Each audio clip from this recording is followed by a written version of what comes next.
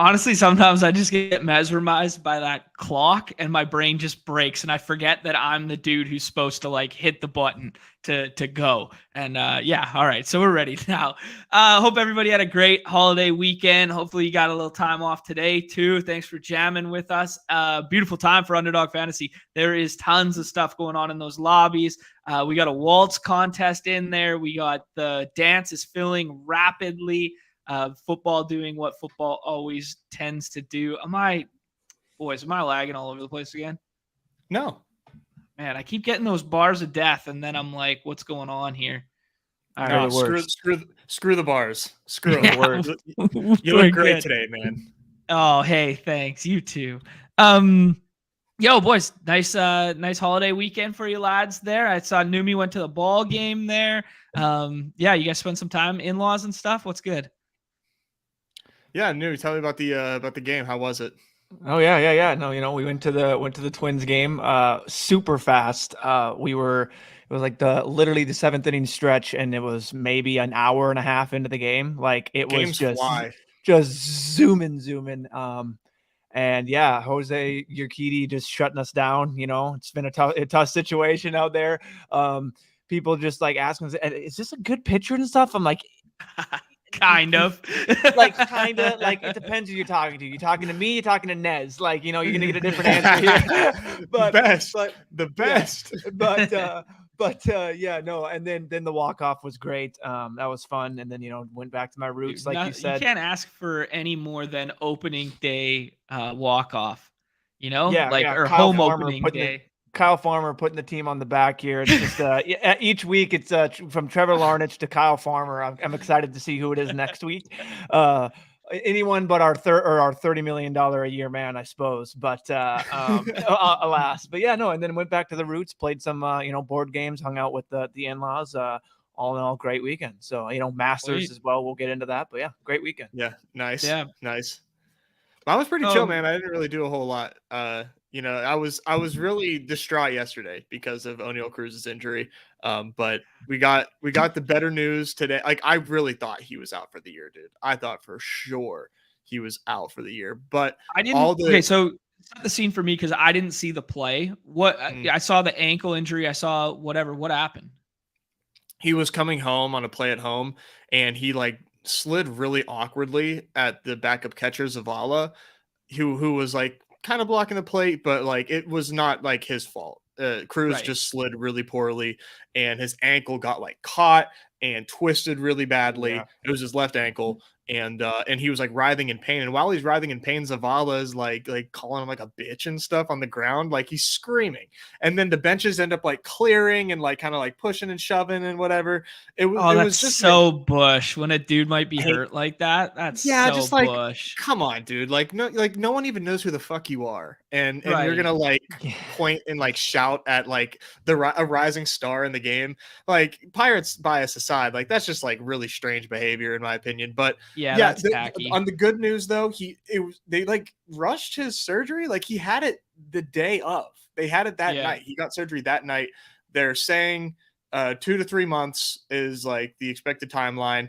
I kind of think that that's going to be on the longer end. I do think that they're going to be really careful with a guy like him, but that kind of put a damper on Easter Sunday for me, I will say. Yeah, no doubt. I mean, especially when you were just so high on the guy, you're so high as a fan. You're like, yeah, this guy's so exciting. He's been so good for baseball in the first week and a half. He's just been so damn fun. And I think the world is, the world's starting to see what you were talking about and starting to see. And it's just a shame that happens, right? You want no part of that. Here, actually, I want to hit this one. GA is bringing up. I was listening to Sirius XM or whatever on the drive down to Seattle to the ballpark, and some boomer ass fan calls it, and I was like, I would definitely agree with this man because he's a boomer, right? And he starts talking about I hate the faster games because I'm not at the park as long and the beer closes sooner, right? So I think they might have to they might have to amend their sales stipulations at the ballpark because they're going to lose out on a lot of in-game revenue by these games being faster. So they might have to put the 7th inning has always been an arbitrary deadline. Maybe they start putting a time frame right? Maybe that time is, 2 hours is when we cut off sales. Sometimes it'll be in the 6th, sometimes that'll be in the 9th, right? I don't know. It'd be interesting to see how they end stuff like that. But I thought that was a kind of an interesting comment there. Yeah, it's definitely like not absurd to like complain about. Right, the games are faster, and for the hardos, there's like a bit of like a bummer for how because they are much faster. It's not like a little bit, like the games are much faster. So I don't know, maybe they can expand the time between at bats, like when the new batter comes in, like maybe like somehow elongate that by like 5 or 10 seconds or something, and make beer sales go to the 8th inning. Can actually get a walk-up song, like not like literally like guess that song. Like, what is that for a second? Okay, you don't have it anymore. Like, it's literally name that tune now. If you played Ballpark, name that tune, that'd be an electric game, right? Yeah, no, because you hear like you used to hear like a full verse when the guy's coming up to the plate. Yeah. Now you hear like this little snippet. Oh man, that's good. And it's funny because I went with my fiance's like work friends, and they're all like, and I realized, I mean, I was the hardo of the hardo there, so I'm there. Oh, shocking development. I'm there for every pitch, and like, there's other people there that are there for clearly the gathering and the beer and the hanging out with the people. That's like they're losing out on that. I'm just like, I really couldn't care less. Like, you're sitting there going like, yeah, I'm thinking 3-1 slider here. I don't know. He's been mixing it in. He brought it back last at bat, and and my fiance's just bless her heart, she's actually like and she's looking at me, and she's like, she'll lean and be like asking questions and stuff, and then she'll talk with her friend, but she'll be like, what's going on here and stuff like that, and asking, and she'll like ask certain things, what they mean, like what does this mean, like that actually like the exit velo and all that, and I'm explaining all of this to her, and it's watching with normies, hilarious. Baby. And it was also funny. Real about the game was the stadium. We got a brand new. It was like enlarged, like 70% or like something percent. Like it was the video board. The jumbotron. Yeah, cool. Yeah, and it was not working. They simply could not get it to work. But in the middle of the first inning, but basically it was only Byron Buxton's face showing. They couldn't get the line to show up who was actually batting, so it'd always be the person on deck would actually be showing up. Then they would give that person to hit. So for like 4 innings, they had all the hits and the runs wrong and all this and it was just they couldn't get it right. And then they couldn't shake the rust off. When they showed like a fire emoji for like someone, it would just be like in the middle of the screen and like sometimes in large. It was just hilarious. It was just welcome. What's Target Field? It's Target Field now, right? Target Field. Welcome to Target Field. Here we are. Yeah. What the hell? Yeah, it's like a BadgeBros show when Nez is the host. Basically, that was the what was going on with the jumbo. Oh, that's funny. Yeah. At least the mics are on. What do you guys? Yeah, there you go. What do you guys say we talk a little Underdog, do some drafting today?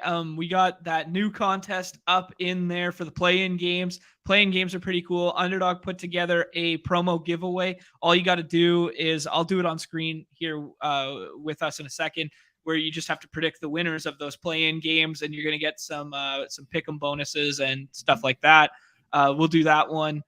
But I wanted to address kind of just like overarching thoughts, state of the games, really thought-provoking conversation that Davis and Pete had on the Takecast, and then they mentioned our names a couple times. So I just kind of wanted to talk. They went, full down the rabbit hole, talking about kind of like the back end of Underdog and how, dailies are just used to bring in people for best ball and pick'ems, or even maybe best balls just used to bring them in. And, they went down this whole rabbit hole, and then talking about the peer-to-peer gaming and stuff like that, of what the future of this kind of like industry and stuff. I don't really want to go that far with it today, but I think there's some cool stuff that we can address just as the hand on the dirt daily guys, just as like the state of the games, because Davis was alluding to the fact that basically football is harder than everything else. Is that true? And I think that's a really good starting point. And I'd like to start with you guys. I wrote down some thoughts and stuff because I've been spinning my wheels all weekend on this one. But I want to put you guys a little bit on the spot here and be like, are these games still beatable? Are these games, something that we're still targeting to play every single day? is there some development in recent memory that they've gotten considerably harder? Is the player pool getting sharper? And then how does each individual sport compare to football? It was a really good conversation that they were having. And I would say football is definitely harder. And I don't know, it's probably not because of like the reason people might think, or in my opinion, the reason people might think. I think football is harder because it's so much more random. And when it comes to the randomness, it's much like you may have an edge and you may draft like a great team. And like last year, like let's look at last year, like Breece Hall. Who would say Breece Hall was a bad pick last year? Like how could you possibly say that? But he gets hurt. And even if he doesn't get hurt, like maybe in the playoffs, and then that's pivot to Josh Jacobs, right? Who would say Josh Jacobs was a bad pick last year? Like because he didn't pan out in the finals, like all of a sudden he's a bad pick because like his advance, because he carried the load for a lot of teams, like for the whole regular season. The games are just very random with football. And I don't know that people want to hear that. And I don't know that like it should be harped on too much, because that's just to clarify, you're speaking both daily and season long, or you're speaking primarily season long right now? So what I'm talking about right now is like more season long. Okay, yeah. Dailies are I would say not solved.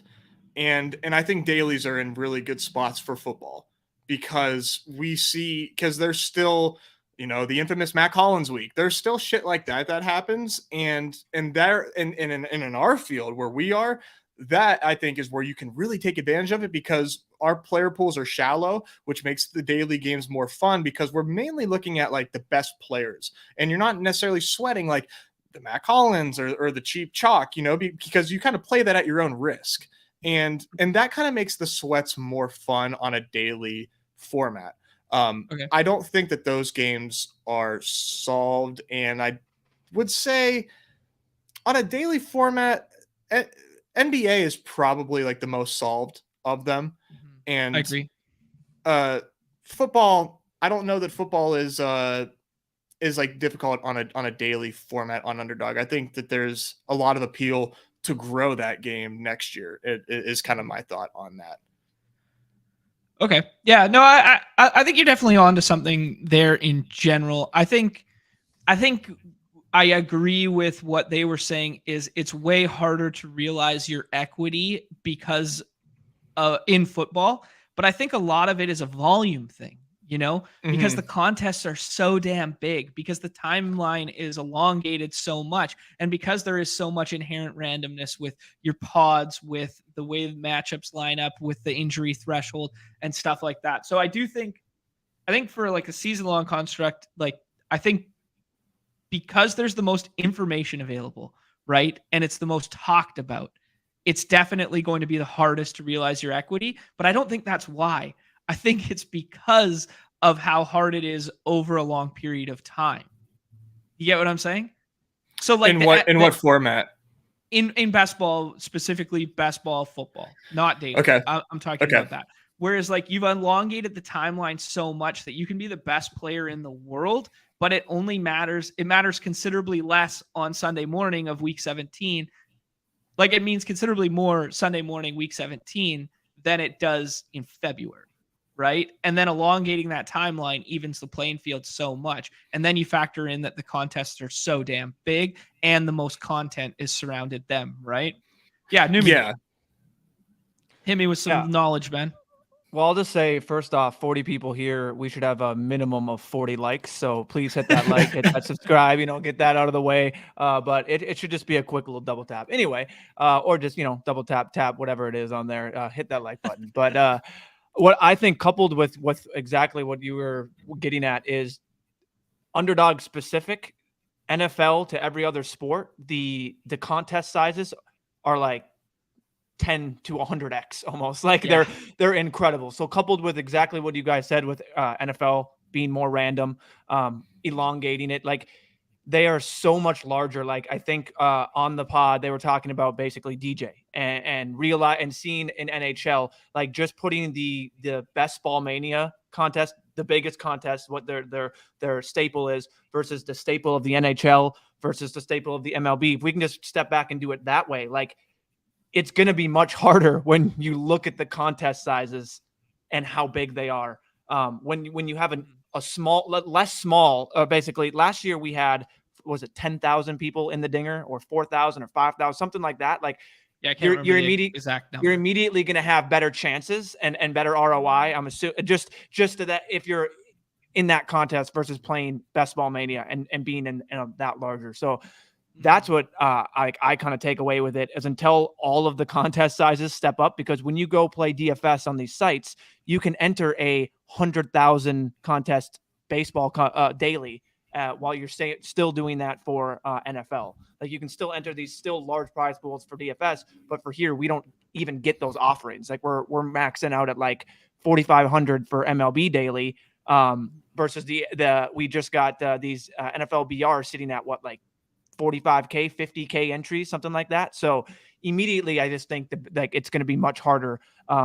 As I like to put it, the fish in the pond, basically. We're these small fish in the ocean out there in NFL, versus DJ. He came out here and he was the big shark in that small pond, somehow thriving in fresh water, destroying. Like, that's how I can kind of put it in simple terms, and that's how my brain works. So yeah, I don't have it in front of me, and I don't want to do him a disservice, but I think the NHL one was like 11K entries, something like that.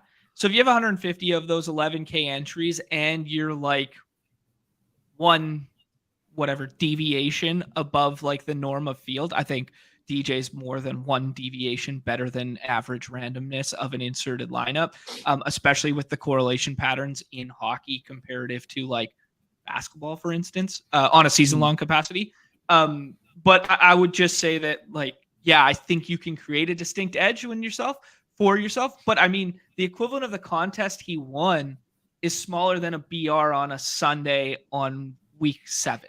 You know what I mean? So yeah. I think it's so much of that volume is just like, yes, he's obviously definitively very good at NHL. Nobody's going to deny that. And I'm not trying to say that. I'm just saying, relative to realizing your equity, Pete has a very good point of like, it's so damn hard in the NFL streets, A, because everyone's playing, but B, because the contest sizes are so much bigger, right? Yeah, I don't know. I thought it was a very interesting concept. I kind of had like a cop-out mindset and answer where so much of it is timeline for me. And that's why I've been very open on here and saying that, like, I rarely max a lot of the season long stuff. Like, even the Dinger, we're doing all the content for it. I love the Dinger. I got up to 70 something entries just because the time commitment necessary, I focus more on the immediate ROI because I think I have a better edge in a 24-hour window than I do in a 7-month window, right? So that's just kind of like my sense. So I care less about the sport, as you guys are abundantly clear on, because I've basically learned hoops on the fly this year. I've basically learned some PGA on the fly this year, and I care more about the sample of the timeline would be kind of like my answer. Yeah. So it's like, I like NBA today, you know, versus football for the season. Yeah. Anyways, so, I think it was an interesting conversation. Anything else you guys kind of want to hit on? And well, just on that, like, I just think basically the rebuttal, and I think the easiest rebuttal, and like, obviously it's a personal preference, but like, we had, someone came in when me and Chris were talking PGA, and basically it was like, just a lot of people don't want to come in and lock up money for this long. Like that's like, for sure. Yeah, that's all we don't want to do that. And like, tagline. Yeah. And like, me and Chris, I sit there and it's like, I totally get that. It's just coming from the traditional, I did a fantasy football league. I had one a year. I had a couple a year. That was all I really did. Like, I couldn't really get my friends to play the fantasy baseballs to get that. Unlike you guys have these hardo leagues you're doing. For me, my simple response was like, there's nowhere else to play a season long form of PGA, of NBA, of anything like that. So it's like just getting my fix of season long, something like that, where it's like like, oh, like I can care about this performance even though I really don't have this guy in a daily, something like that. So that's the simple response. But I totally get not locking up and having the daily mindset when it comes to just simply the ROI.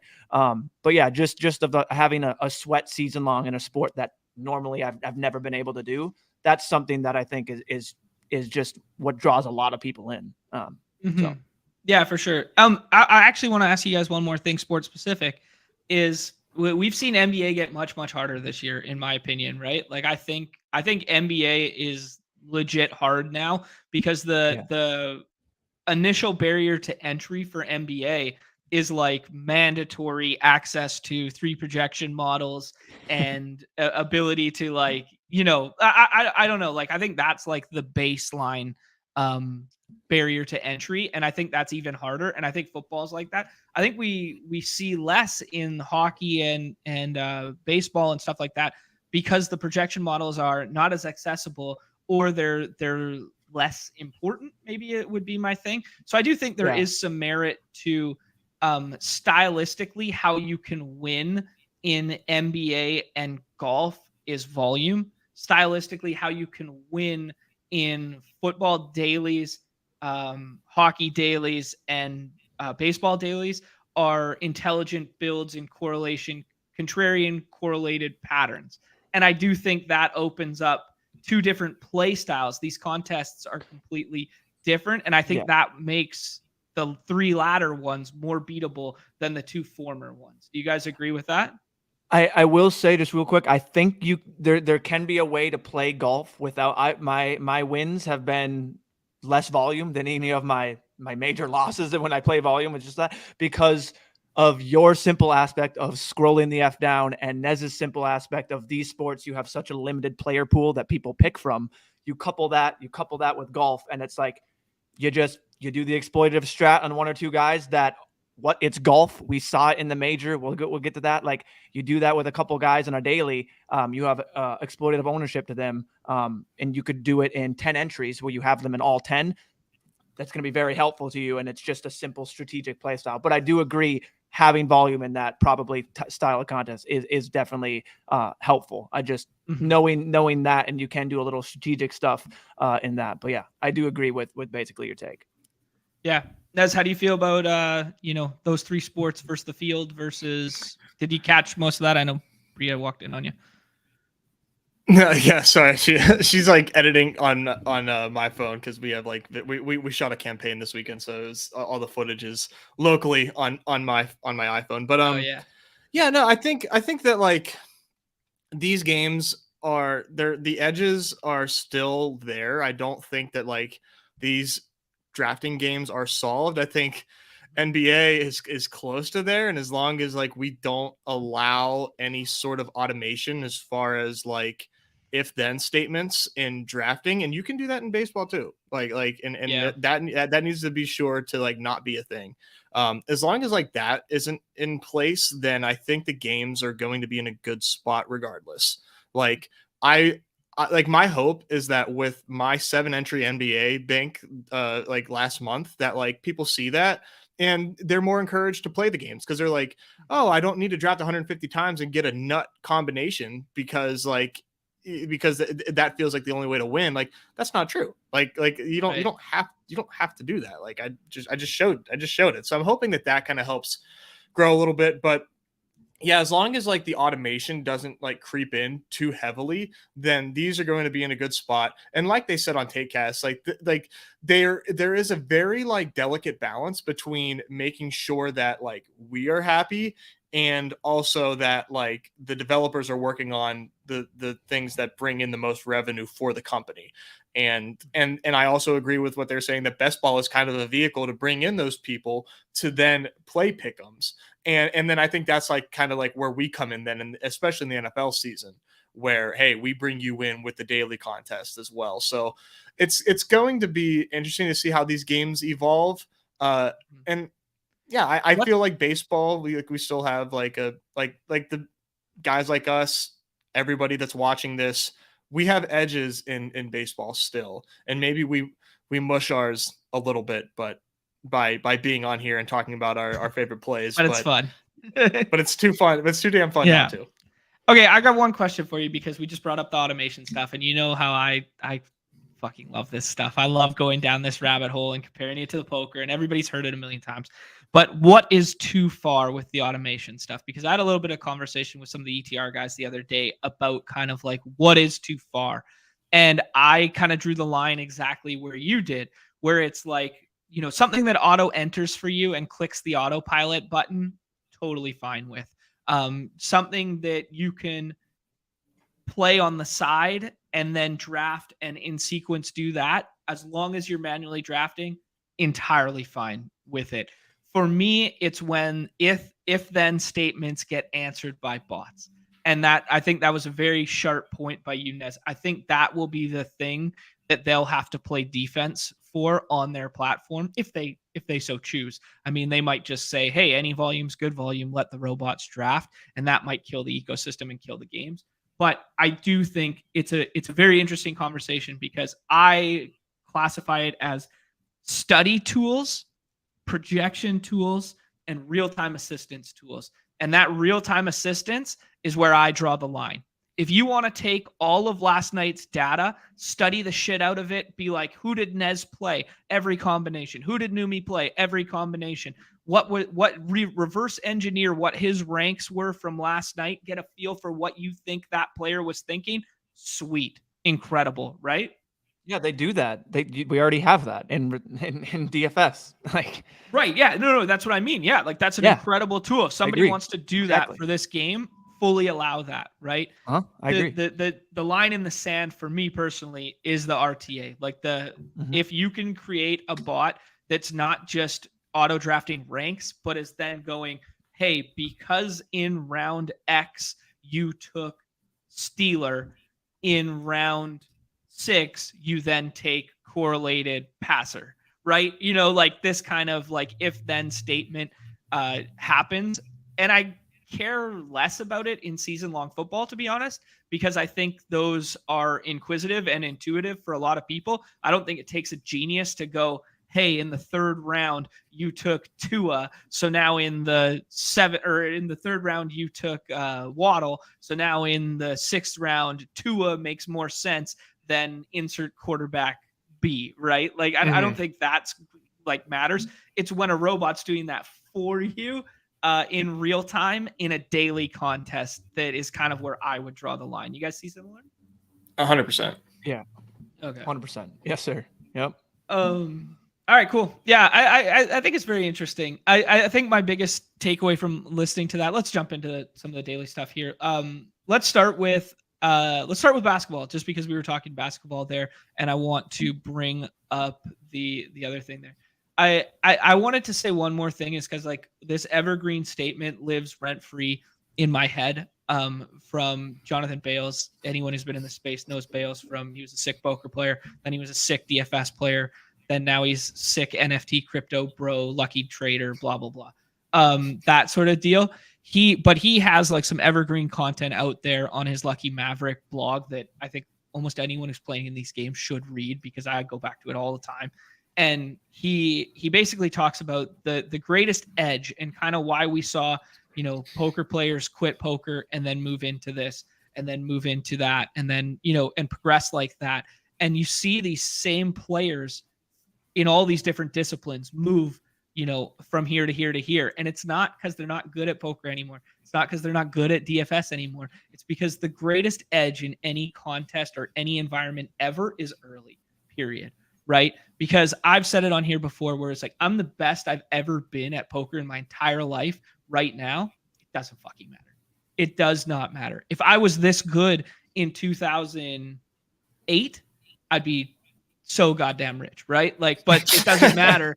It doesn't matter as much now, right? So as the games progressively evolve and we have more and more shared common knowledge, more and more, you know, we're low-key killing the games by doing this show, right? Like we're not, but we're sharing insight, right? It's helping the games evolve faster, right? So it's just something I always come back to is the greatest edge will always be now, right? Period. That's it. Yeah. So, you know, every minute we keep pushing, drafting this MLB contest, someone else is finding a faster edge. You know, the timeline progressively goes like that. So my biggest thing was timing, right? Timing was always the edge that I thought, both in season long football and both like for the drafting of the summer, right? But there's also a tipping point where only sickos are drafting right now, right? So then where's that balance in the summer? I don't think it's a coincidence. Maybe it is in terms of the way ADP lined up, but I don't think it's a coincidence that in the middle of July is when we saw both the big winners drafted last year, right? You know, we get some burnout fatigue at the front end of the barbell, then, you know, not as much in the middle, and then you get the influx of recreational players at the end of the barbell. Anyways, one more thought that I've just been thinking about over the course of the weekend. I don't know. We're just gonna need a impromptu John's thoughts, like just 11 p.m. or 11 p.m. my time would be like 9 p.m. Just hops on and just goes, all right, fellas, I had a thought, and we're just gonna let it flow, and then he's gonna turn on the nice lo-fi music.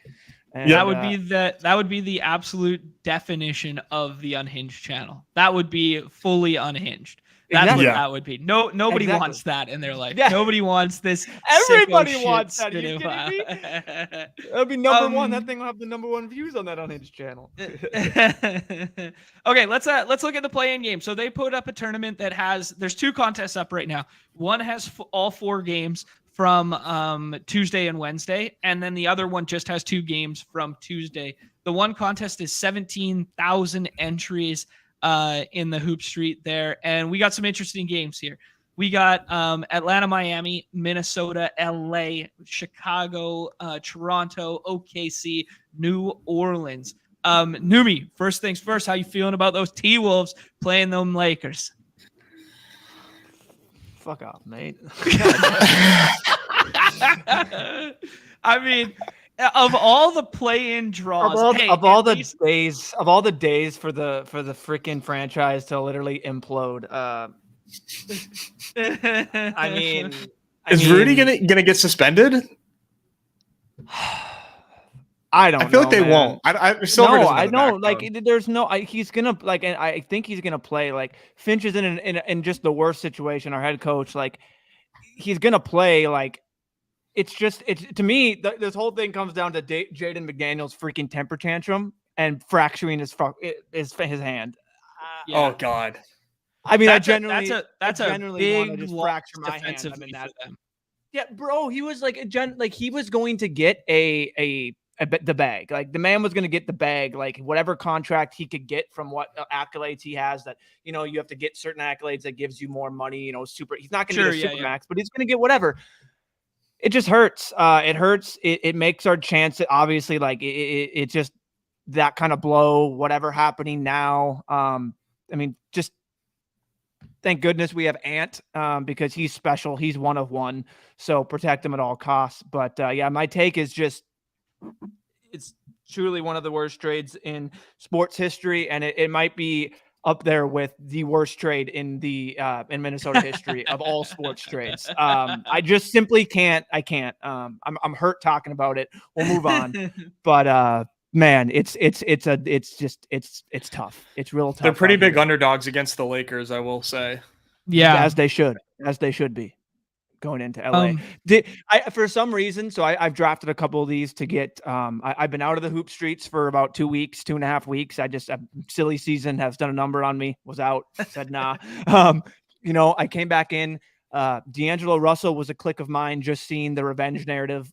You know, I see guys in MLB. I'm like, I can't really click you and actually think about a revenge narrative. It doesn't matter. I get back to hoops and I'm like, oh baby, we're back, like revenge narrative. So that's something fun. But hey, I'll sell you on a revenge narrative tonight. Nolan Arenado at Coors, buddy. You want an MLB sell job? Well, what about he's not back in Washington, but he's playing them Nats. Our boy Anthony Rendon. Oh, Neumy, don't tempt me with a good time. Are you kidding me? Any day Anthony Rendon has an ADP is a great day in my mind. But, and just off these NBAs, I'll probably be drafting more play-ins than I will Tuesday tip-offs, just because more games are more fun, and I like having the 4. Yeah, it's gonna be interesting. I'm interested to hear the True Hoops guys' thoughts over here. and what we're doing. So I need basically the skeleton key laid out for me.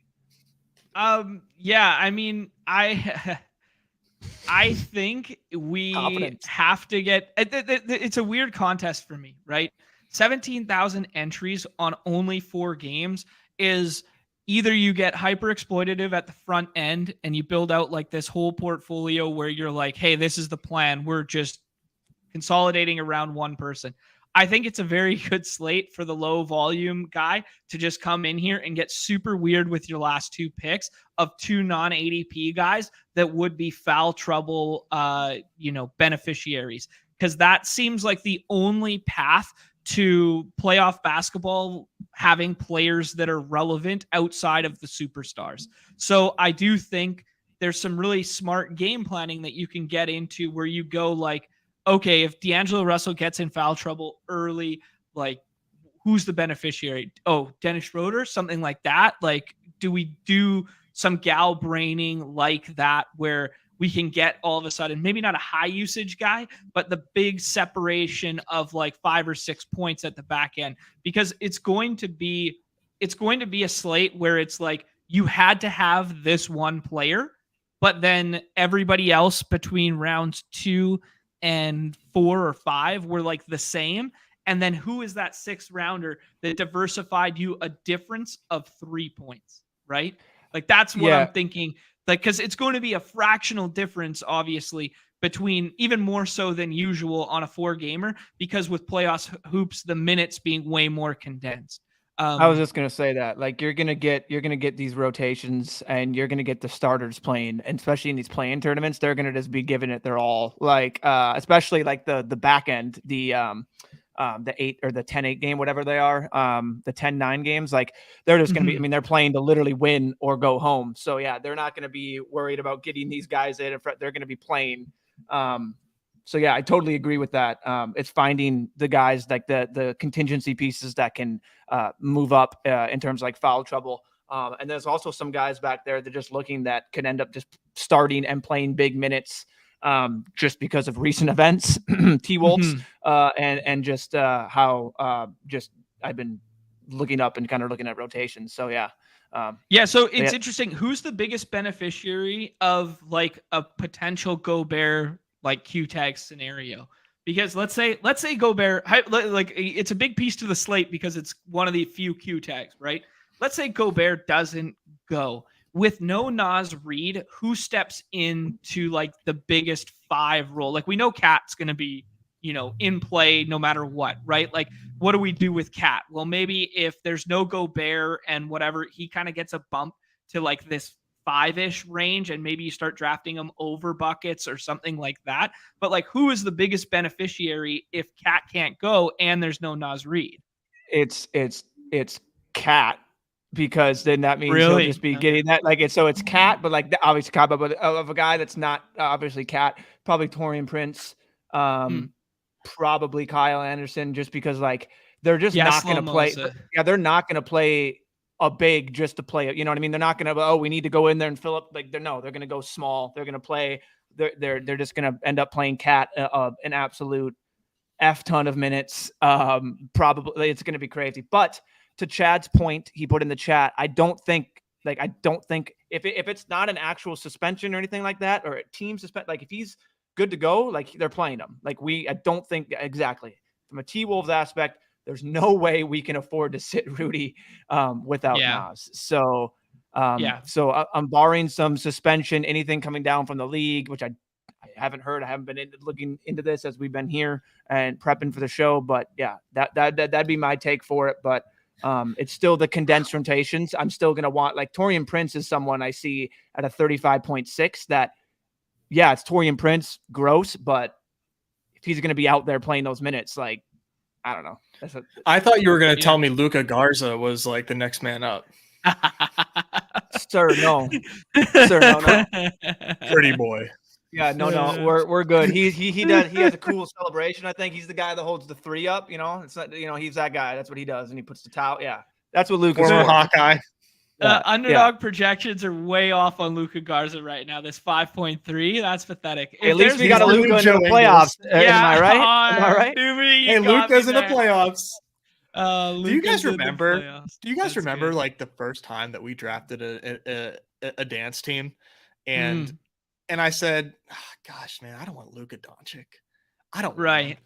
Yeah. And one of our co-hosts just snapped at me and said, like, when he's gonna be the guy you need, like, come talk to me. Do you guys remember that? Anyways, I need a little more context. I'm a little unfamiliar with this story, Nez. I think we need a little clip package, a little run this one back. I'm not sure. It's okay. It's okay. RIP to those Luka and Kyrie teams. Yeah, no doubt. Speaking of the dance, we're 46% right now. This is going to start climbing when people are looking at what we should draft over the next 2 days. But we got this waltz, this $250 prize pool, similar structure to Perfect Game, similar structure to, I can't remember what the 250 in the NFL Longest playoffs drive? was. Longest drive, yeah, similar. I think big one for MLB. No. NFL in the postseason there, because the structure is very similar to that. I just can't remember the name of it. Big Mitten. There we go. Thank you. But the waltz, we are going to draft a waltz tomorrow. So we're going to do a waltz tomorrow with Pete. We're going to do MLB in the morning on the Underdog channel, and then we are going to join Pete, and we are going to do at least one of the big boys together in the afternoon. So go ahead, help us fill that one. It's going to be on Pete's channel, but I'm going to maybe we try and do the simulcast thingy. But let's jump in the hoop streets here. Enough chatter. We've done enough talking for the day. Let's start ripping some drafts here. Let's start with the play-in Palooza. 17K entries, 2 more to fill this bad boy up. And then in real time, we can also fill out, this is the Underdog sheet here. There's a promo giveaway. The link is in the description below. Just put your email, your screen name in there, and then literally just have to click 2 boxes on each of these. Who we think gets through from the play-in games. Gentlemen, who do you think gets it through in the East here? We have, here, I'll bring up the schedule for you for sure, we have this Atlanta-Miami game. Winner gets in, loser then plays the winner of Chicago-Toronto, and then winner of that gets into the postseason. If you had to pick 2 teams in this grouping, gentlemen, who do you pick? Heat and Raptors. Heat and Raptors. Love it. Hawks lose twice, according to Neumy. Love that. Do you agree there, Nez? Who do you like? I would probably take Heat and Hawks, but that's spicy. I think the Raptors are right in that mix. I think the Raptors are very undervalued, both in the dance, both in the playoff structure, both in this format. I tend to agree with Neumy. I think the Raptors win twice. We ruled the 1-0-1 out here because that's what we do. Is everybody on board with this Anthony Davis 1-0-1? Are we scared about the Twin Tower defense on the other side? Do we like LeBron? Who do you guys like? I would take AD. Yeah, I think it's AD. Okay. It's interesting. I think you can convincingly. Yeah. Okay. I mean, I think you could make a little bit of a. I think you could make the case for like going against whatever. I don't have a projection. I don't think they have projections up for this for the 4-gamer. So you can't really even. You have to like look at that. But like, I am assuming Anthony Davis would be the top. But I think you could honestly just go in bro science, like LeBron James in a 1-game scenario to solidify himself in the playoffs, like just in terms of who's going to score more. Like, oh, I'm LeBron. I'm going to have the ball in my hands, probably like just percentage wise, 75, whatever. And then he's just going to dominate shooting. Now it's just, AD's ceiling, but I think you could easily make the case for LeBron. Yeah. Play in LeBron. Play in LeBron. Yeah. There's a difference. Yeah. Play in LeBron, where it's like you're dealing with his usage. Just throw that number out the window, because play in LeBron usage add 10%. It's literally add 10%. That's exactly what it is. And then he's playing all the minutes. Yeah, and then just literally, it's like, should I go 48 minutes on this projection? Yes, you should. He's playing all both the entire game. Chicago guys go there. CJ makes a lot of sense. Bam makes a lot of sense. Fred VanVleet. The Chicago pace spot is going to be interesting. I think it's going to be slower than some of the other games, but it's the lowest total right now. Yeah. What if we do CJ and then I do like CJ. I think you could CJ do Fred feels Van if you good. want, but we could do Bam. Yeah, and just I'm fine with stay Bam. tethered. We'll stay tethered to ADP right now. Yeah, what do we think about first few? But I mean, Fred Van offers that ceiling, so I just feel like a different, like he has a different You're ceiling selling than me Bam. on the Raptors. Yeah, you're selling me on the Raptors right now. Give me big game Fred. at home, baby. You know, it's when I was watching what it was like One Nation, One Team for the Blue Jays or whatever. Like they were doing that. Like you don't think the whole country of Canada's getting up for this? Like this is that We the North. We the Exactly. North. Yeah. Exactly. Yeah. Yeah. Do people in Vancouver like do they just like F the Raptors? That's Toronto, or do you honestly it's like oh yeah, or you kind of just like I wish do they wish they had a team on that side? I don't particularly give a shit, but it's definitely a We the North countrywide thing because like the Blue Jays as well, they're nationally televised like every single game. So love that. So like that it's kind of like their team. Man, I'm effing around with this. Zoom Chris here. was telling me about your guys's apparently, or maybe it was just Toronto, but he has like all of the featured coverage, everything unlocked behind paywall, like for golf for ESPN Plus. So he gets to watch everything. Oh yeah, we can watch everything. any golfer, any game, Whoa. Unbelievable. He was telling me, I have all this. I'm just like, oh yeah, I get to watch a featured coverage of this group and this right now, and I'm waiting until 9:15 to watch these two holes, and then the coverage of the tournament will come at like 2 p.m. So yeah, great. Yeah, it's pretty cool because like they had that feature group that Mickelson and Spieth like one going on Sunday morning. We had that on ESPN. If you have ESPN Plus, you get to watch that. But just the fact that if you don't have it, you still get to watch it. Well, you need like 3 different cable packages to watch like in America to watch all the golf. Like you need like 3. You need like YouTube TV. You need ESPN Plus. Like I just have. Well, luckily I have ESPN Plus with like the Hulu Disney package, so it just gave me it like Disney Plus, Hulu Live TV and all that, and like with my parents, and somehow I get to keep ESPN Plus down here, so that works. I like Gobert. I like making the bet on Gobert. I think Gobert's ADP would be kind of spot too, right? Oh no, the one spot. I get confused. One spot. Right. It's the wrong side of the board to take him, but I think he plays, and I do just think like his rebounding floor just feels so good in a 4-game contest. Yeah, just keep your, put those hands on the ball, not your teammates. We're good. What about a little play in Jalen Williams? Yeah, you'll be the first one to twist my arm into a potential rookie of the year. There, I don't think he's going to win it. I think they just kind of default to it's going to be the Paulo, 1-0-1. Right? It's going to be Paulo. Yeah. But I do think the way Jalen came on at the end of the year there, that you could make a viable case for him finishing second in rookie of the year for sure. Definitely can. I think it's kind of cool. He's phenomenal. That they added to the future awards. You have to play a minimum, I think it was like 65 games or something like that. Like, you have to be awarded for it. Now this whole play-in or the whole mid-season tournament thing is going to be freaking interesting to see how this debacle goes down. But that's next year. I think they said the 23-24 season, which would be next year. So wow. God. It's like $500K to the winning player and each. Like this just seems like a way. Like it's gonna be gimmicky.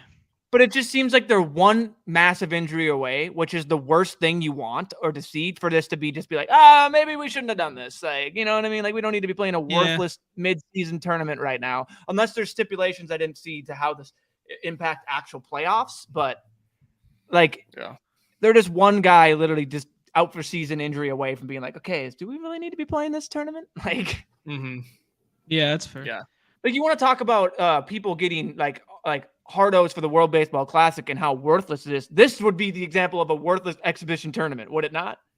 Right. Yeah. Almost to a T, because you're not even playing for anything other than cash. It feels like big three. It feels like all of a sudden like Ice Cube's going to roll out, in the middle of the stage there and be like, hey, by the way, we're going to have NBA players in the big three. Yeah, like why don't we just throw like 4-point shot markers on the floor too while we're at it? Right. I'm interested to see the defense in this. If this is just going to turn into an all-star game type thing where it's just like the scores are look at this 178 to 160 ball game. Yeah, it could smash those overs for the first one. Smash those hires, baby.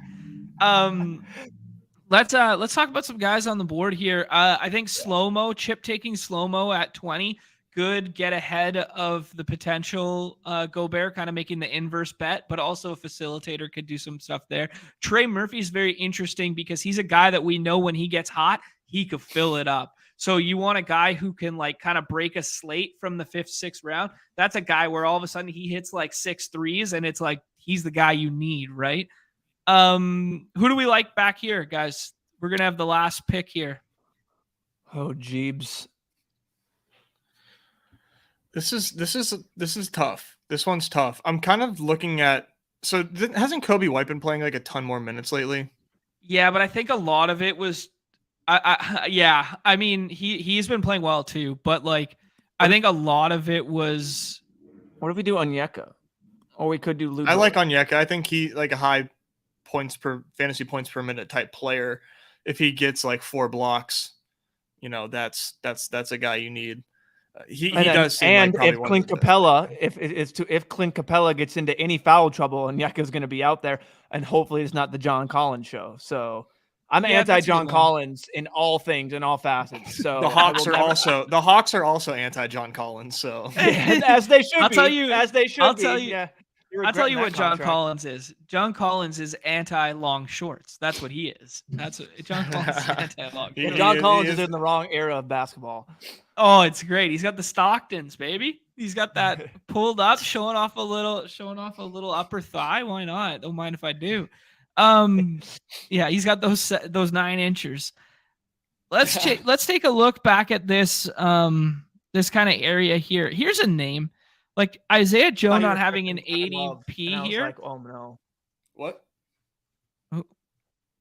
What? Sorry, go ahead. I thought you were circling Kevin Love, and I was like, oh no. Now that you're actually doing it, I had no idea. And Kevin Love's somehow going to get a roll due to foul trouble and just knock down 10. And it's the Kevin Love 10-3 game. Like he's been fresh and ready. Okay, anyway, go ahead with Isaiah Joe. Okay, I want to talk about 2 things. The Chicago rotation, because you alluded to the Cody White one. Caruso hadn't been out there for a minute or two. Pat Bev's going to be out there. 2 very good defenders who I think are going to see a lot of minutes, kind of like when you're playing slow down playoff basketball time. But I think kind of like Chicago, outside of like the big 3, I don't think I really want anyone. But like I'm looking at guys who can like separate on a slate, who can just get hot and separate. Isaiah Joe not having an ADP as like a guy who could just come out and hit 5 threes and matter. Like, I don't know. Maybe I'm going too gal brain with this. And if we're playing, maybe I'm taking the contrarian stance too far. And maybe I'm thinking this contest isn't that different than a Wob Wednesday. You know what I mean? But I don't know. I'm just thinking through how we're going to get like a different path to winning that isn't just you have to have the perfect combo, right? I think for me, it's SGA here. I think it's probably the best pace spot on the slate. Maybe you could argue Atlanta, but Miami plays so slow. I like SGA here. I think ADP obviously agrees with you. Butler is probably the only one that I would like make a case for. Okay. Yeah. Playoff Jimmy does feel like a guy who hits different too. Like, doesn't he just feel like that dude? Like that bullheaded, like, I'm going to pick you up at half court every possession tonight. And it's against the Hawks. So, I mean, yeah, Miami plays slow, but Hawks kind of play up a little bit. So I did take Jimmy with my first draft, but I don't remember what pick I was. But that was my first draft was indeed a Jimmy draft. Yeah. I like it. Feels safe. Yeah, it does feel safe. Yeah. Chad's throwing out some good nuggets in the chat. I'll bring up in a second there. Cat kind of looks like a tier break to me. Yeah, I agree there. He does. Yeah, dude. For me, like I took DeRozan whenever I was facing these two, but I'm Cat, Team Neumy. I'm Team Neumy. yeah, Here. Cat against the Lakers. Yeah, he's coming on strong. Cat coming on strong, coming back, like just knowing what he was as a fantasy point per minute producer in the past kind of guy. Like he's big time when he's healthy. And now you throw in the wild card of maybe Gobert not being there. Like, give me that. Give me that. I think we're buying him at his floor right now, and we're getting the potential of his ceiling. Does that make sense? Yeah, no, it does. I think there's a case over Siakam. Some good ones in could the be chat. Anybody. Yeah, the Kobe White thing was with DeMar and Levine both sat. That's a good one. Aaron Wiggins playing more than Isaiah Joe recently, and those games have mattered for OKC. So I mean, take that with what you will. Maybe my Joe shout is terrible. Is the other Jalen Williams getting minutes? He nothing didn't play the other night, so. or he got ejected the other night, something like that. I'll look in a second. I don't know how it's tough valuing the minutes that some of these people are getting. Up here, DeJounte. Yeah, I would. I mean, I'm fine with that. I think you could go Joe Val. These top 4 are tough for me. Yeah, separating. Getting in a play-in game, like, come on, son. I know we already. Yeah, have the only reason. Yeah, we got SGA. I don't know, like something about DeJounte. You just love DeJounte Murray, man. I do.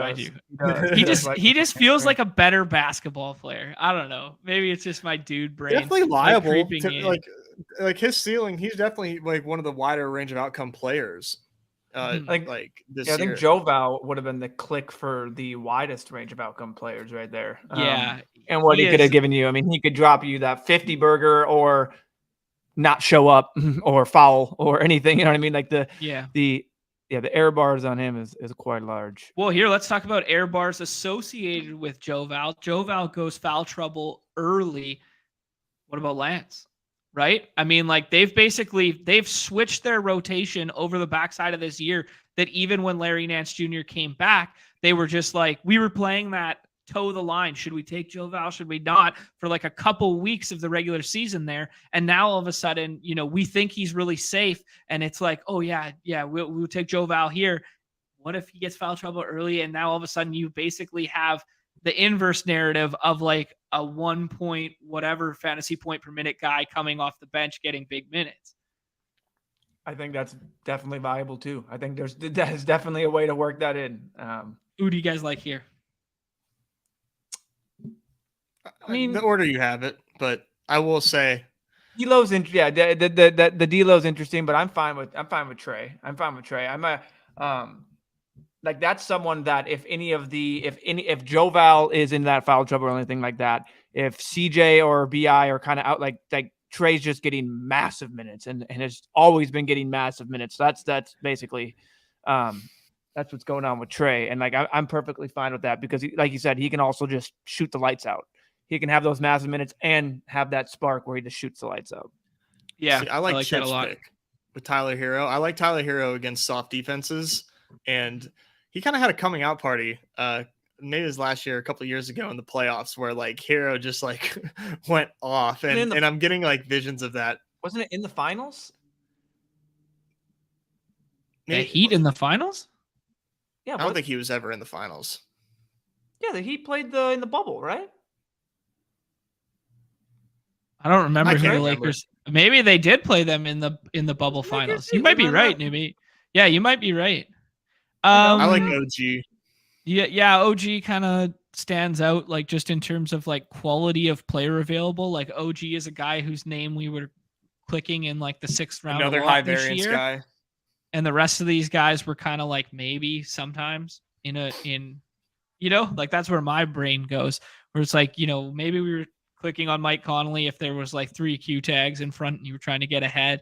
Maybe you were clicking Clint Capella if they were playing like the Pacers, but I don't really remember clicking many of these players' names over the course of like larger slate seasons. So my mind just like my bro brain is just like, OG's a better player. Like I'll just click that guy's name. I love OG too. He offers a lot, especially for this format with the stocks. Yeah, Neumy was right. Yeah, always Shocker. as always. Shocker. That's where the meme of Jimmy like with the tiredness. That's where it came from. When he was literally, That's right. All Jimmy in that bubble. Yeah, Jimmy after those 40 minutes, baby. Yeah, and that's where they get the Mickey Mouse ring, and then they get all that, like it's just a Mickey Mouse ring. It doesn't count. Like you were in a bubble. It was all like for you and all that. Like you have all those people. It's fun. NBA's this league. This league, evergreen statement there. I'm scrolling down here, trying to find someone that I like. I mean, at least Gabe Vincent starts. Like, you know what I mean? Like, we're getting into like that territory of like, if you want to get probably weird the nicest thing you can say. That's the nicest thing I can say. Yeah. About Gabe Vincent right there. At least he starts. starts. At least he starts. I mean, Prince feels like an okay click, but we already got Cat.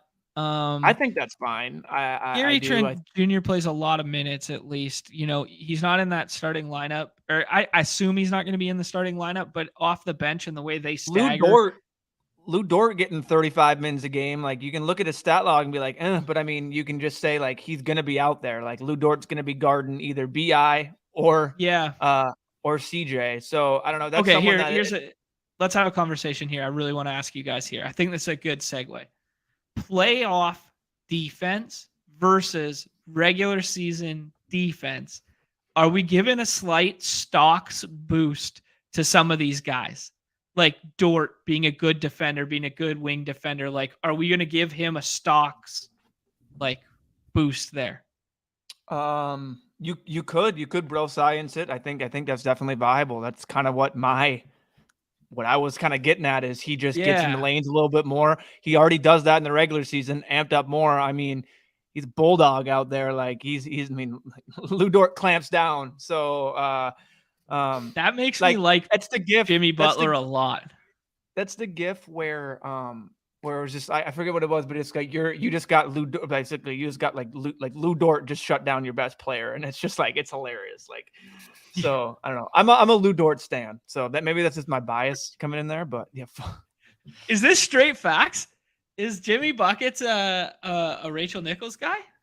Yeah, you haven't seen those like the interactions just type in Jimmy Buckets and Rachel Nichols after the show, and you'll get the quick synopsis of kind of what's going on. Oh, I love that. Yeah, thing. like his little like post game interviews and stuff with her.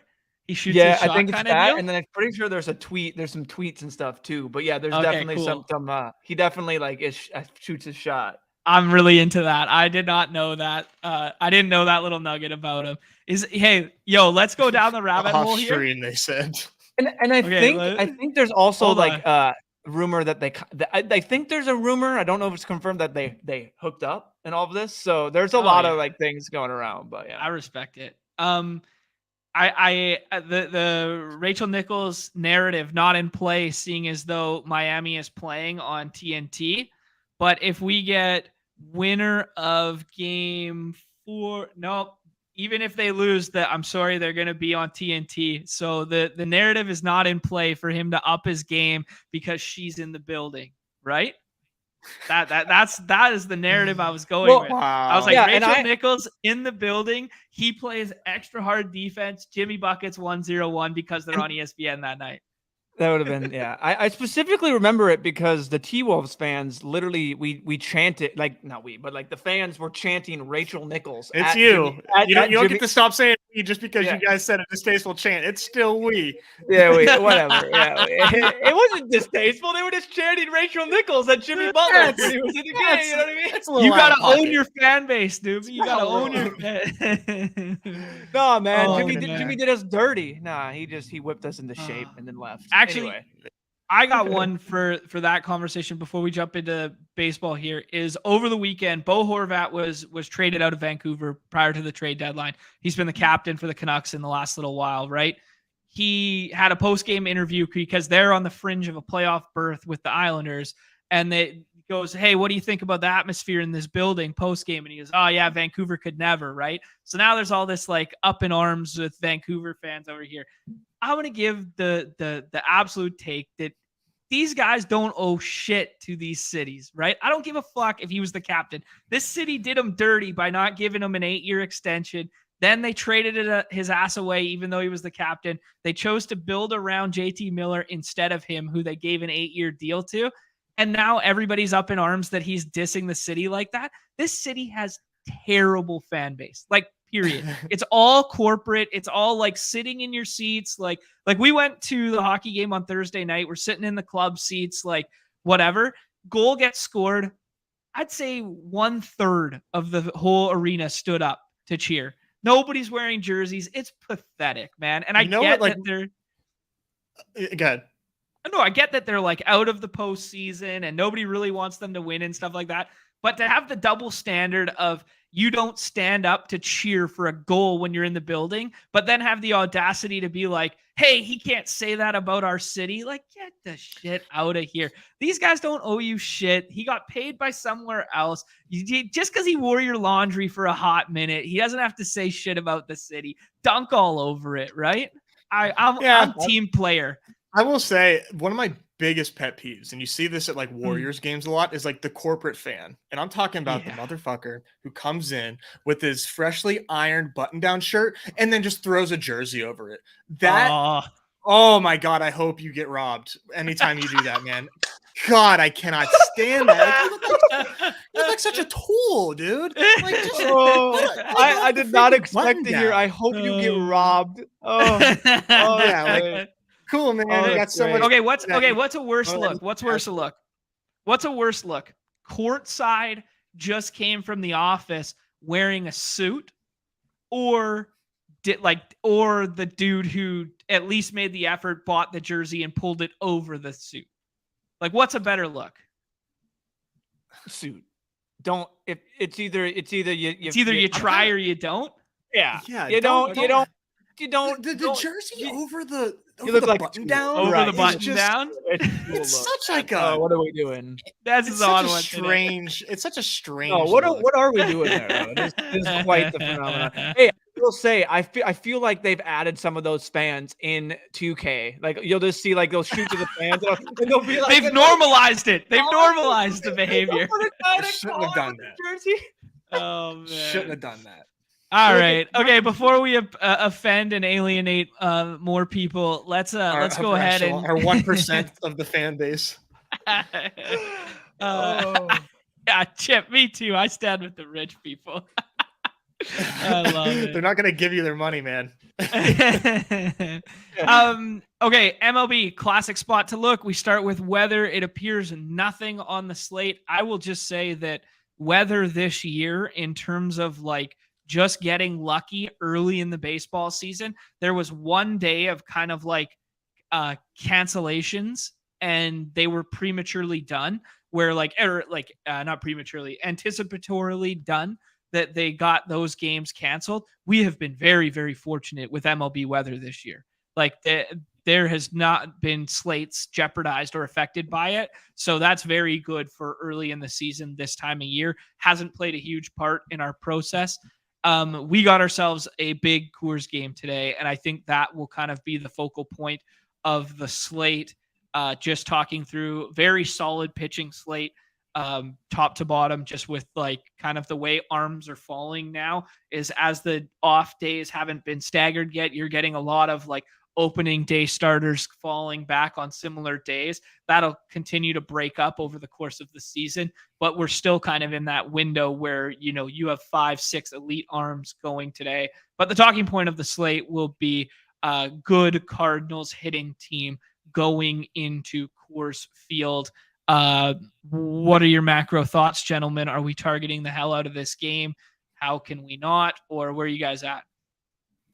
Definitely have to get a few of these teams, you know, depending on how many you're drafting. It's hard to, at like an absolute minimum, like not take like a one-off Cardinal or something like that, just because it's the Cardinals. They're one of the best lineups, just like on offensively, just like one of the best lineups in baseball, and going up against a pitcher in German Marquez, who at one point in time, like I would say was like underrated and a good pitcher, but the way that he's been pitching lately, it just doesn't seem it just doesn't seem like the right way to do it. I don't know what they're doing in Colorado, but his breaking ball stuff is just like it's moving less. And his fastball just doesn't move as much, especially in Colorado. I think he's going to get teed off on today.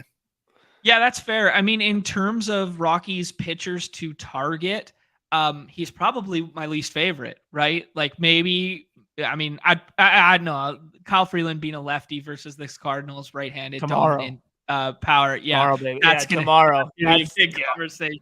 That's gonna be the spot. It's St. Louis 1 through 9 ADP. It's immediate. Yeah, all the righties. Yeah, all the righties, which I think is their entire lineup except 1 or 2. So, Donovan, Burleson, and Gorman are like the lefties, and then switch hitter in Edmonds. They'll put Pez in there and whatever. Yeah, they'll figure it out. They'll just key off on them. But yeah. So anyway. In terms of, but I do agree, Nez. I think German Marquez is a guy who could get teed off on today. I do also think he's the best Rockies pitcher. So if there was a day in the next 3 days to fade the Coors hype on the one side, it might be today just in terms of quality of pitcher, but not financial advice. That's definitely correct. He is their number one, but I think he needs a change in philosophy and a change of scenery big time. He's just not the same like German Marquez of old. Truthfully. Yeah. So it's I kind of like very John Gray-esque. Yeah. Get him out of Coors. I get your point though. Of the 3 matchups here, you got German Marquez, then Kyle Freeland, then Jose Urania. So Urania, whatever. So I mean, of the 3, I guess if you're having the day to kind of fade anything's baseball, but I agree with Nez that German just hasn't. Yeah, I agree with Nez that no matter if he may be the best pitcher there, that doesn't qualify for making him a good pitcher for this matchup and in the environment that they're in. I think there's ways you can go about this as we get into drafting. You don't just have to just strictly go Cardinals right away. There are some that slip and there are some ancillary pieces. I mean, especially in Coors, that's when I'm most advantageous from getting guys in the bottom end of the lineup that people are like, oh, it's got to be the Goldschmidt, Arenado, Wilson, Tyler O'Neill, every draft. It's like, well, other guys can have a ball. Just my cycle winning lineup from, I guess, Saturday or Friday night had Luis Garcia in it.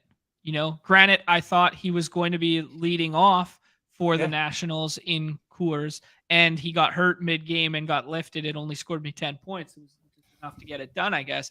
But it was just very interesting that, the uniqueness of those points, I guess, mattered in some fashion because of the other bats it enabled me to obtain, right? Opposed to having Lane Thomas at ADP comparatively, right? Just interesting stuff to think through there is in terms of Coors, it's like it doesn't have to be chasing Goldschmidt and Arenado every single draft. It could easily be, hey, give me a back stack of Jordan Walker and Tyler O'Neill, or give me something like that. There's a couple things I want to talk macro of the slate. I think pitching is strong. I think there are some contrarian strong spots outside of Coors. One of course, being the Angels versus Patrick Corbin. But we are seeing that reflected in ADP because we are seeing the recency bias of Hunter Renfroe pushed all the way up to like a 15 or something in terms of ADP. Like we're seeing some crazy recency bias, reactionary stuff like that. Rendon's at 23. I mean, like you said, there you go. Yeah. And then I think one other big piece on the slate is CJ Cron. CJ Cron, versus a lefty in Coors. He has been cold recently. He was MLB Player of the Week the first week when he hit all those taters versus San Diego. And then all of a sudden now he has a suppressed. His Q tag right now is an illness. He missed a late scratch on Saturday with an illness, then sat yesterday. It's nothing structural. It's nothing ailing, like to hurt him. So I have been taking a lot of 5th and 6th round CJ Cron because on this slate, I think he is a 2nd round pick if he doesn't have the Q tag. Where do you guys come out on Cron and the Angels? I've taken all the CJ Crone. I think illness was he got scratched for. So I'll take that. But yeah, I've been taking all the CJ Crone and stacking them up with Chris Bryant and just them Rockies lineups. Even as a one-off, get your piece from that and kind of build off. I think it's just like you said, he'd be much higher if it wasn't for maybe his recent struggles and the illness. So. Mm-hmm. Yeah. Let's bring up ADP right quick, and then we can hop in a draft. I'll want to pick your guys' brain in terms of Neumy's tactic of we type in a team and see where we end up kind of thing. Any other teams' names? Wow. Hunter Renfroe's ADP is now inside the top 10. He has homered in back-to-back games, but dear God. Yeah. I mean, right-handed power plays very well against Patrick Corbin, but I mean that's a stiff price to pay for Hunter Renfroe. One thing I will say with like Hunter Renfroe is his home run odds today are, I believe, better than Mike Trout's. Wow, so that's incredible. Yeah, there's that. I can verify that for you in like 2 seconds. So yeah, on DraftKings, go ahead. It's it's Trout is 310 to homer today, and Renfroe is 370 to homer today. Yeah, that's so still pretty damn good. One of the best on the slate. Maybe I'm not giving that one enough credit. I'm looking at his ADP and going, I'm going to be so underweight. Give me Taylor Ward instead of him. At a 15 pick discount, right? Every day though. Every day. Yeah. One thing that's interesting to me, I guess it's a 10 pick discount now, is these Braves and how you can get Olsen and Riley. I get Ashcraft has been good. Like he's in terms of he's started one game. Yeah. I mean, you just look at that. Yeah, he started one game, but like Eno loves his stuff metric.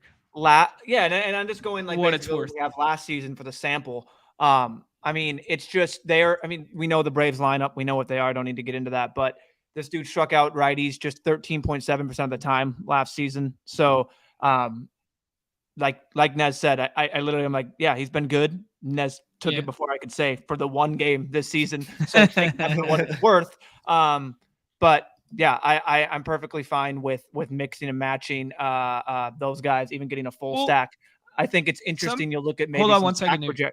Oh yeah, go ahead. Well, I think it's kind of like an evergreen sentence there. Anytime you can get a really powerful, strong, elite stack that is usually a first and second round pick, but you're getting a low-key discount on them because other bats are picked up, I think that's always going to be viable. Anytime you can get this Dodgers discount like we're seeing today and this Braves discount like we're saying today, feels like good days to ape in on those. And then you can kind of go down the rabbit hole of the analysis as well. So I think you're really onto something just in terms of isolating, hey, how about just an Olsen Riley stack there? Keep going. East Coast Coors. East Coast Coors, baby. Love to see it.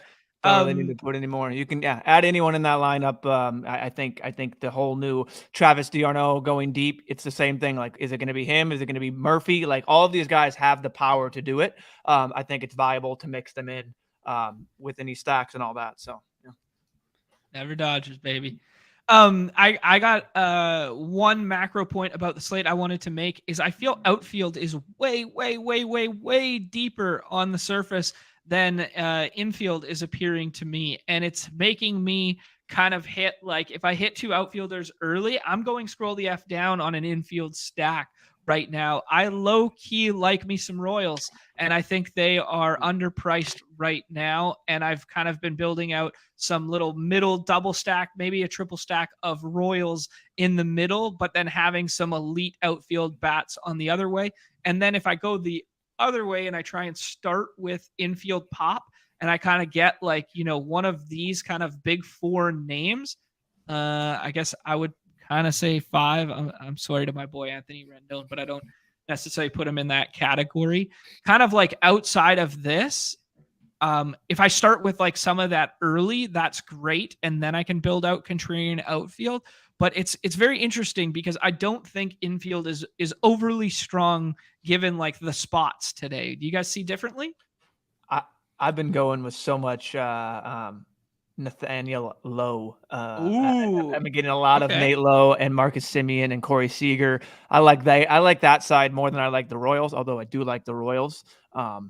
I just want. I'm going to keep targeting Zach Greinke until finally it proves to be. I mean, yeah.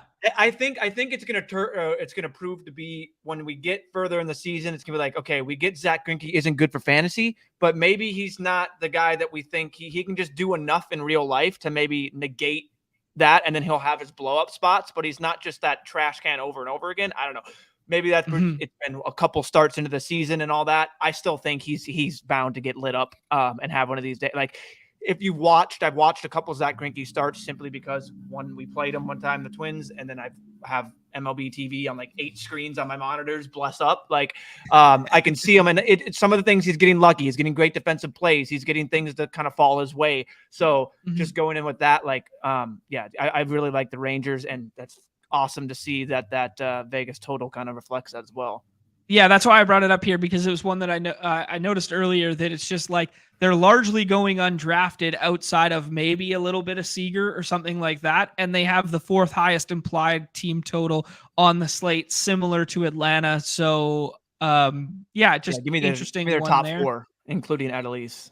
Yeah, and then looking at the Rockies one, the classic like Coors whatever, I'm always team by the discount on which Coors bats are cheaper.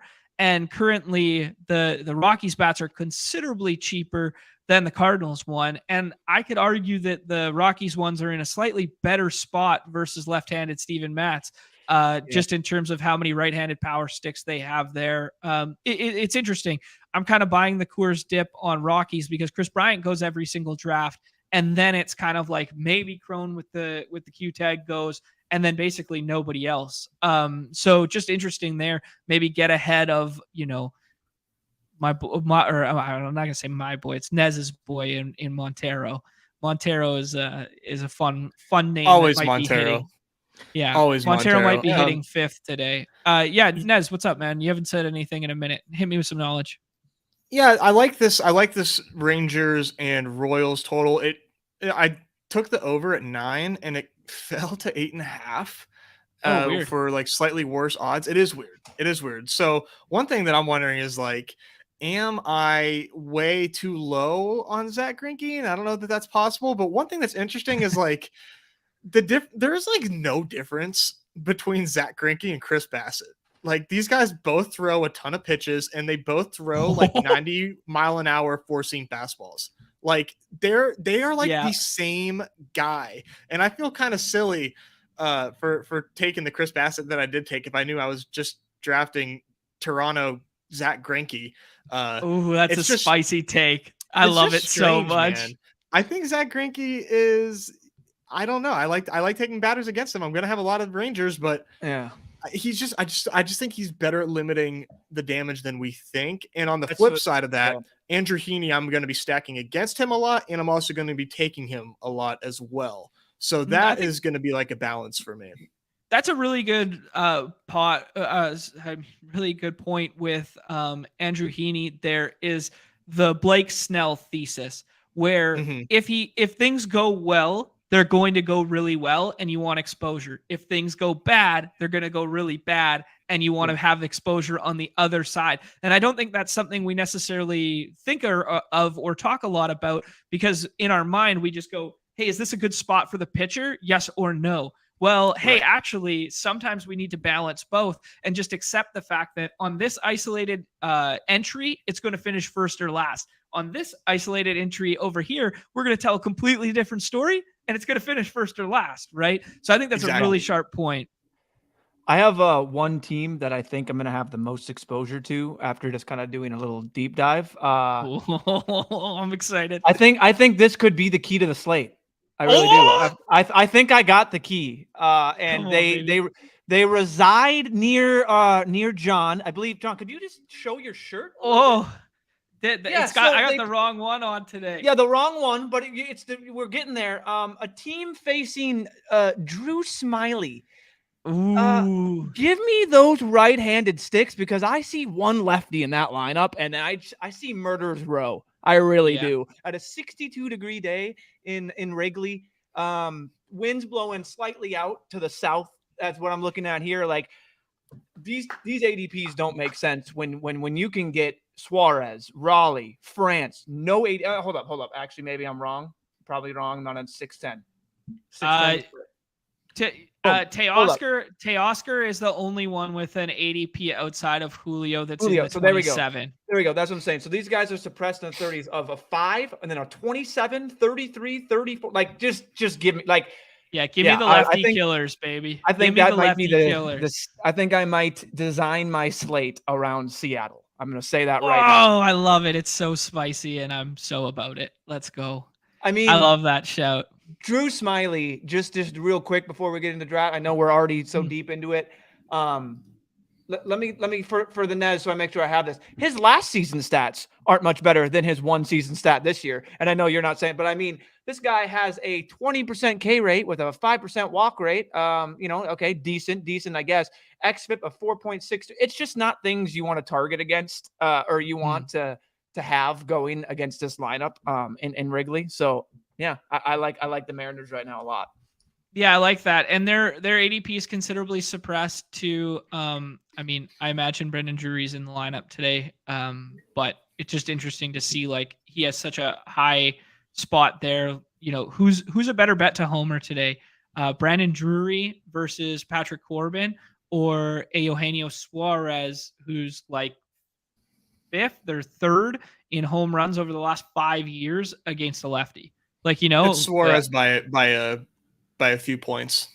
Yeah. And I mean, it's just interesting to see that like how it's not reflected in ADP when they're both in basically the same spot in terms of like the potential to break a slate. Let's see. Yeah. I was thinking about some other ones at the back end here because I do think infield is kind of gross today, but it's because there's a lot of bad spots, like the San Diego guys who would normally be up there. I mean, we saw Scherzer get rocked last time out. There's no reason to say Scherzer couldn't get hit again from some quality San Diego bats, and maybe we make a little contrarian stack there. But just some names to throw out there in the back end. Let's go through something here. Do you guys want to do? Let's do Moonshot. Yeah, let's just do the basic contest right here. Already at 40% full. Love to see that. Love what Underdog's been doing. I threw out a tweet the other day that I love what they've been doing, just the way they're manipulating the baseball contest, the way they're trying to find that sweet spot for us. And I think we're getting there. I think, John Boy wants some more high dollar ones. I miss not seeing the big fly on there every day. I miss not seeing the $25 cycle. I would really like a double entry $25 one. I would really like, some of that stuff. But I think we're at a pretty happy place here. Especially bringing that squeeze from 20 down to 10 max entries feels really good to me. That feels good just in terms of I'm doing less of the same drafts over and over again. Just make it 8 at this point. Just make it like an 8 max or something. Like make it so I can just draft because it's tough for me to be like, no, I'm not going to enter the squeeze at all. I'm not going to and my idea for the squeeze has always been I try and draft a squeeze and a main at the same time. Hope I get like the same draft pick or close, and then I can basically build the make same something lineup. soon. Yeah, because, because it's a different contest, so I don't care about dupes, and it's like if I've noticed if I go in and I just build my squeezes first, then I'll go in and do some research. I'll be like, okay, now I'm doing the main one. Now I really got to research. It's like, well, that doesn't really make sense. Like you just punt it away. Whatever, 4 times. I'm not with the quick math. Whatever, you punt it away like $20-ish, $30. Like.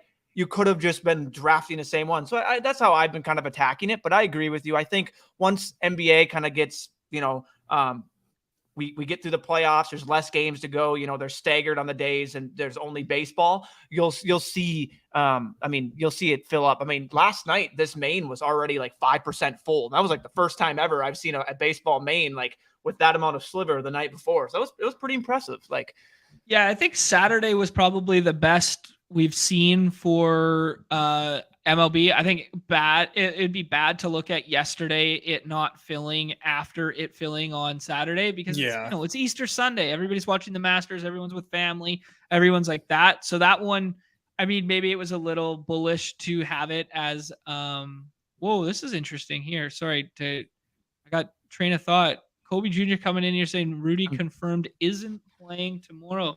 Did we see an Trying to Underdog find that. tweet? Gobert has been suspended for Tuesday's game, ruled out 1 minute ago. Underdog. Wow. So that's a big moving pieces one. Yeah. So I think a knee-jerk reaction that we alluded to earlier is Cat moves up to that 5-6 area right behind Jimmy Butler for me. I think if I'm just thinking through ranks right now, I'd probably put him at 5. But Cat does seem like a guy you could get overweight to now. And then what do we do with the back end Minnesota guys? Who are we interested in now? More Taurean Prince, more slow-mo, more Mike Conley, just because these dudes are probably going to be getting more minutes. I don't know what ancillary piece potentially steps into some minutes. Like, I just don't see we're on the clock here. I really like Arenado today. Boy. Yeah, I like Arenado as well.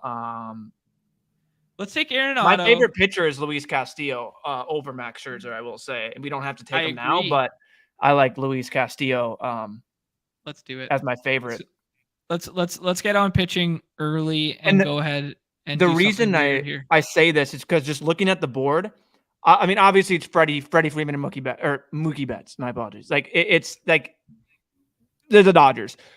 When you have to nitpick and do a daily, like the matchup isn't the best. Like it's Logan Webb. Like he suppresses. I'm pretty sure righties. A lot of ground ball. Yeah, exactly. So I mean, then you have the flying up the ADP of Renfroe and Rendon. And those boys. Then you obviously Ward is flying up there as well. So it's like for me, it's just you can get exploitative with this middle round. Granted, you can take some Angels because throw ADP out the window. Throw it out the window and through here. Yeah, that's kind of how I see it. Yeah, I like Castillo a lot today too.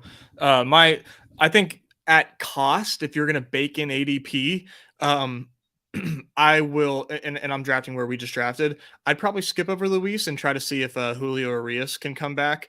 The Giants versus lefties, man, they're just not serious. And really Urias is so good at limiting hard contact. I like him like in a vacuum over Scherzer, not over Castillo in a vacuum, but at cost, Luis Urias is like one of my favorite picks right now. Yeah, I like that shout because yesterday we literally saw it in the Chris Bubich one. Like everybody's like, oh yeah, we're gonna stack right-handed bats from Estrada and Flores had ADPs inside like 20 whatever, and then they go on to put up an absolute 0 against that, right? Because like all of a sudden we're looking at David VR and JD Davis in the middle of this lineup, and then you're neutralizing their best sticks in Conforto, and Jock didn't even play, and most likely I don't know, maybe they run it back because they were so poor yesterday. They maybe put Jock in there and give Conforto a day off today. Might be interesting to see what they do, but I think that's a really sharp point. Well, and we literally just saw it yesterday, them get neutralized by a lefty, right?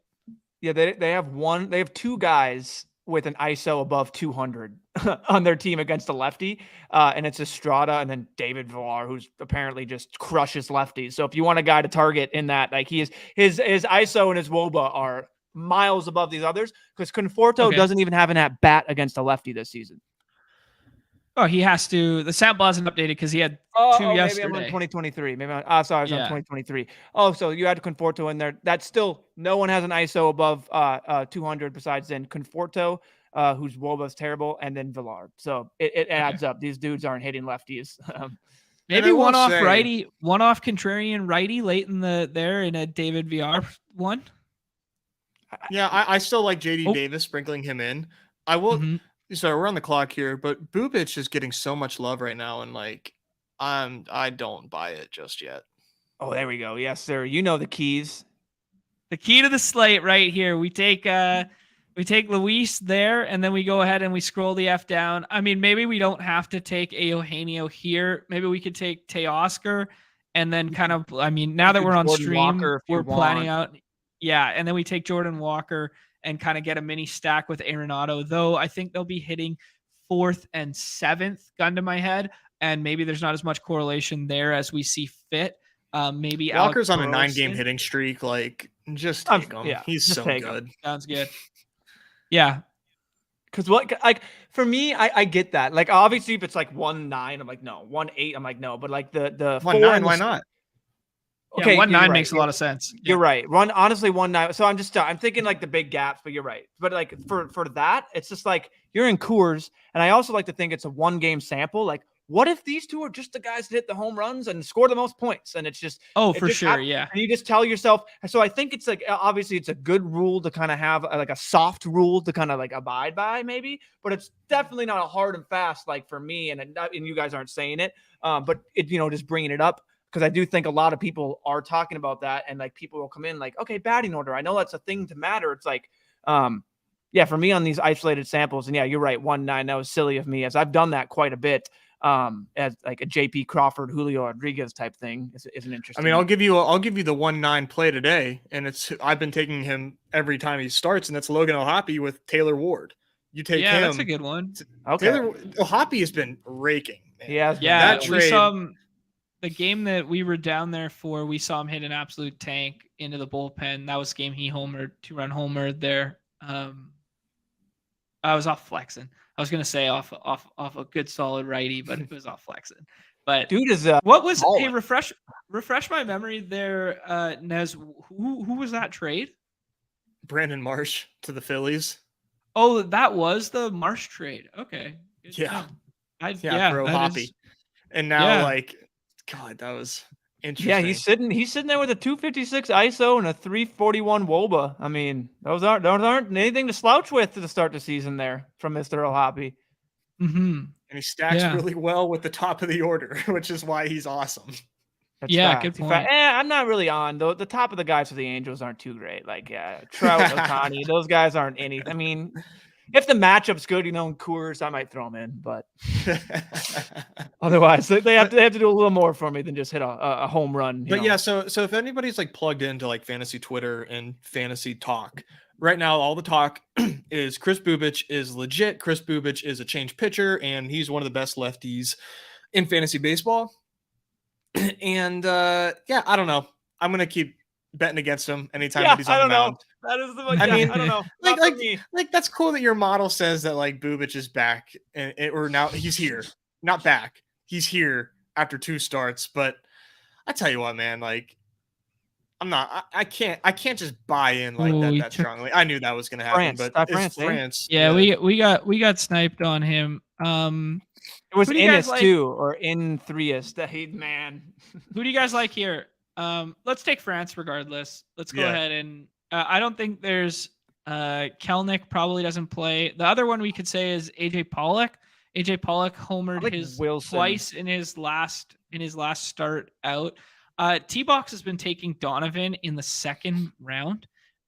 Anytime he takes Arenado or Goldschmidt in the 1st, he's been taking Brandon Donovan today. I think he leads off for sure. But then you think about correlation patterns. Yeah, I'd rather have him in the middle of Walker. But and then you think about Wilson Contreras hitting in the middle of the lineup in terms of like Arenado hits 4, Contreras hits 5, and then Walker hits 7th. I think Tyler O'Neill hits 6th. It's interesting, right? Nez, we got a little nugget here for you. It's interesting that he took Kelnick there. I think he did a good thing, and then he followed it up with a really, really bad thing. Isn't Kelnick isn't he hitting well? Yeah, like he hit a hard double the other day, but he doesn't hit lefties, and he's going to sit today. Like I would say there's like a 80% chance he sits today. Just knowing like the combinations in the way teams' orders change each day makes a lot of sense. I mean, it's one of the most viable pieces you can do. They don't have him in the projected lineup, really. Where were you looking for projected Roto Grinders? I was just looking at that, and then also he has 3 plate appearances against a lefty this season, and it doesn't look like he has done anything. No, he's never done anything in his entire career versus a lefty. Yeah. There is an O'Neill Cruz update. Underwent ankle surgery, expected to return in 4 months. That is an unfortunate. What if he's the guy that you need? Yeah, he's the guy you need in the playoffs. comes back and he's ready to go. Maybe they can hold water and stay afloat without him, but that just sucks for baseball, right? Because he's just such a fun player to watch. He throws so damn hard. He hits it so damn hard. I got my friends on him, dude. Like he was playing the show and he just goes, "What is going on right now? Why is this dude strike zone so big?" I'm like, "I don't know." You said is it Stanton or anything? He goes, "No, I don't know who this is." He's like, O'Neill Cruz. I'm like, "Oh yeah, he's a 6'7" shortstop, baby." And O'Neill. Like, what? I'm like, he has 99 speed. I'm like, "Oh yeah, he is what you call a monster." And they're like, "This guy's amazing," and they're like, they're in love with him. I keep showing them highlights, so. Just especially just knowing, like, having Nezzy here and like knowing exactly what I would be like when Buxton gets hurt. So hey, don't put that out don't put those bad omens out there. I mean, that's a tough one. Right now, so. That's a tough one for the sport of baseball. That's unfortunate. Yeah. Let's go ahead and hit the wrap it up box on that one. We did kind of more of the play-in preview. We'll be doing a shit ton more baseball tomorrow.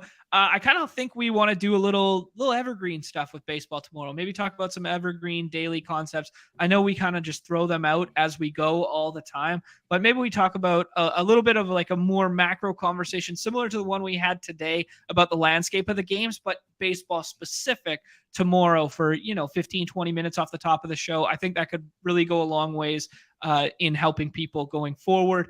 And then we'll preview the slate. We will do some drafting there, and then we will be doing a waltz with Pete. Undefined time right now, but it's sounding like tomorrow afternoon. I'd imagine in the 3:30 range Eastern, but we'll confirm tomorrow. We still got 50 of us hanging out here. Do me a favor, hit that like, hit that subscribe, hit that notification on your way out your door. Tell your friends that we exist, please, and thank you. We have a lot of fun doing this, and we want to continue to do this going forward. So that'll go a long way for us. 2 things in the chat there. The Underdog promo giveaway. Just click a couple buttons and put your username there, and you'll get some pick'em giveaways in the future there. All you got to do is pick some play-in winners. And if you're not playing on Underdog Fantasy, go ahead, click that link, promo code MLB, 100% match deposit up to 100 USD. Neumy, Nez, anything to add before we close the book on this? See ya tomorrow, ×2. There we go. Yeah, we'll be back twice tomorrow. Everybody, good luck on the slate tonight. Keep filling up that dance. Yeah. Oh, I have one thing. It's Ronesy Day, and he's going to shut down, I believe. Yeah, he plays the Astros. So, Nez is going to be brought back to life. He will have warmth in his heart when the Astros put up a shutout because of the boy Ronesy. So, it's right. Ronesy Day. I need it. He needs a hug. Guy needs a warm hug right now. Yeah. And then some. All right. Yeah. That's okay. Yeah. Don't get any ideas. Not safe for work. Hey, not safe for work. All right, boys. On behalf of the BadgeBros, Neumy, Nez, myself, everybody's favorite time on the show, the end. Peace.